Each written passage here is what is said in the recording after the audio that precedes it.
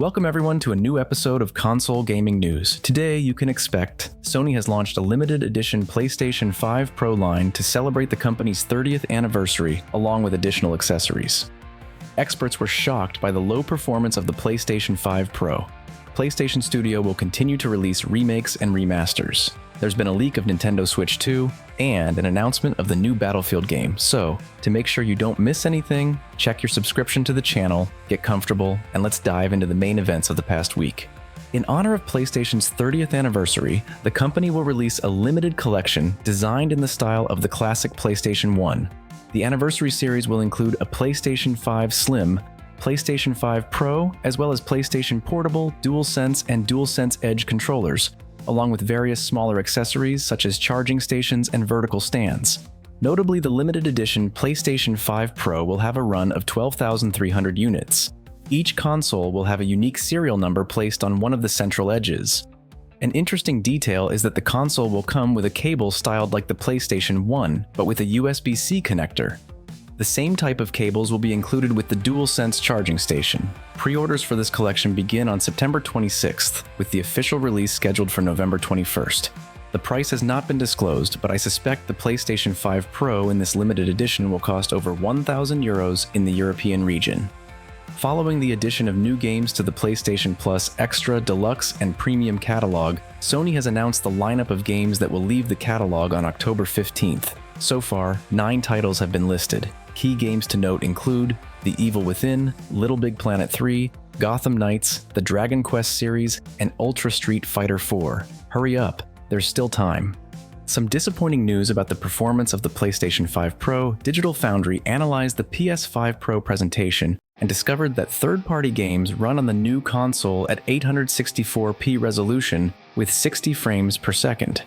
This conclusion was made after testing titles like Alan Wake 2, Dragon's Dogma 2, and Assassin's Creed Shadow.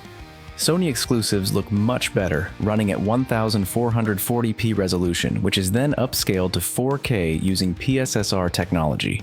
According to Digital Foundry, PSSR works well, although some minor artifacts do occasionally appear. It's quite the experience to purchase a console for €800, only to find out it doesn't run games at max settings, not even in Full HD. But to avoid pessimism, it's worth noting that Digital Foundry based their analysis on the PlayStation 5 Pro presentation and used only the video footage provided. However, what they did perform thoroughly was a complete comparison of Final Fantasy VII Rebirth. In the 15-minute comparison of Final Fantasy VII, it's noticeable even to the naked eye that the image on the Pro version has become much cleaner, more detailed, and with an increased FPS.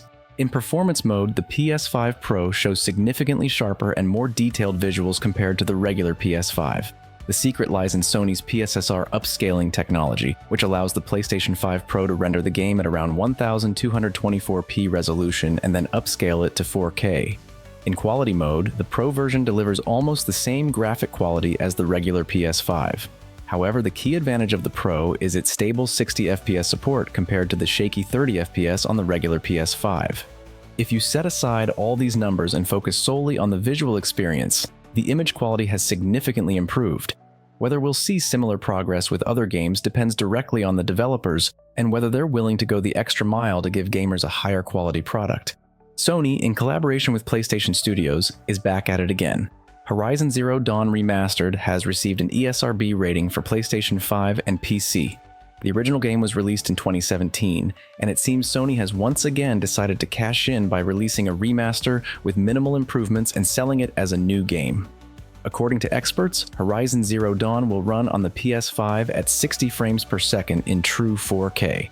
However, the main question remains: price. Based on recent trends for remasters and remakes, I think it's safe to expect a price tag of $60 for this new old game.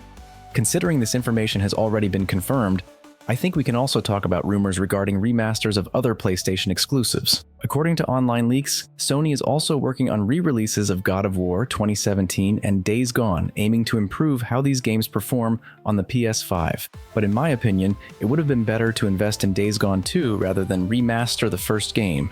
What do you think? Share your thoughts in the comments. And also, if insider Jeff Grubb is to be believed, at the upcoming State of Play at the end of September this year, they will most likely reveal the Days Gone remaster, which has been rumored for a long time.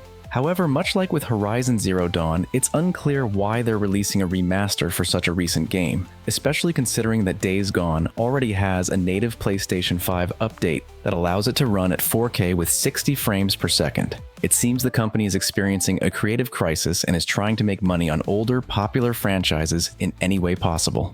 This guess is supported by the fact that Sony has not yet decided the fate of Firewalk Studios, the developer of Concord, which has sparked ongoing discussions on the internet for the second week.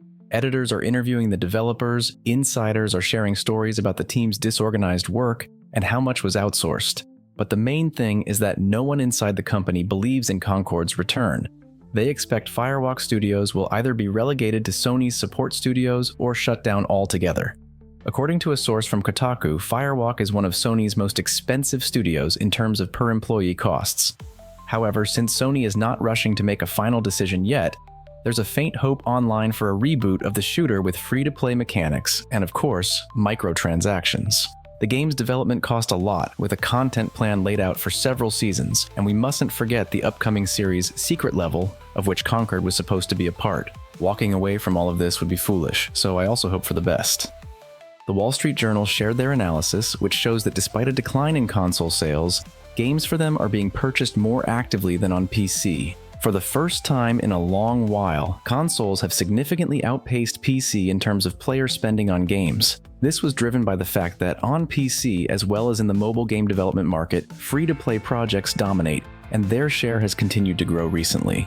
Thus, the console segment is a lucrative market for game developers, and companies will primarily focus on releasing their new titles on consoles. With this trend, it's quite possible that in 5 to 6 years, consoles could catch up to mobile gaming, which almost every other school kid plays now. So, whether someone likes consoles or not, in the near 10-year perspective, they will remain a key player in the gaming market. The first official details and concept art for the new Battlefield have been revealed. According to the information, the developers aim to return to what made the series popular before: large-scale battles using modern vehicles, excellent destructibility, and a class system. The head of Respawn Games hinted in an interview with IGN that the new Battlefield will be in the spirit of the third and fourth installments. The developers are focusing on more compact maps designed for 64 players, which will allow for more dynamic and intense combat. Seriously, why make it for 128 players where you just spend 5 minutes walking from point A to point B? It's better to keep it compact and action-packed, so to speak, with a sea of action. The developers plan to launch a closed alpha test in 2025, inviting dedicated fans of the series and representatives of gaming media. Electronic Arts has high hopes for the new Battlefield. 4 studios have been involved in its development. The active phase began earlier this year, and at best, we can expect the game in early 2026. This week saw the release of the Key Zombie Massacre Dead Rising Deluxe Remaster. The average score on Metacritic settled at 83 out of 100 for the PlayStation 5 version, based on 46 reviews. Critics are praising the graphics and lighting, improved AI for survivors, modernized controls, and new features for a smoother experience, such as auto-saving, time rewinding, and much more. As drawbacks, they noted some dissatisfaction with Frank's voice and the presence of loading screens when transitioning between locations. However, in defense, there are far fewer of them now. After seeing the Dead Rising remaster, it makes you wish all companies would handle remasters this way, unlike some developers who deliver much lower quality remakes. This might be the new game of the year, which Western outlets have described as epic, beautiful, and well-crafted. We're talking about Dragon Age, the Veilguard. Journalists who had the chance to play the new Dragon Age. The Veilguard highly praised the customization system, the storyline, as well as the revamped combat system and the increased difficulty compared to previous entries. Overall, despite several changes, the game retains the spirit of the series and will surely delight both longtime fans and newcomers to the franchise. There's just over a month left until the release, which is scheduled for October 31st of this year. The confirmed platforms include PlayStation 5 and Xbox Series, and of course, PC. In the Star Wars gaming universe, there is both good and bad news. Let's start with the bad. Star Wars Outlaws continues to drag the company further down and has completely failed to meet the publisher's expectations.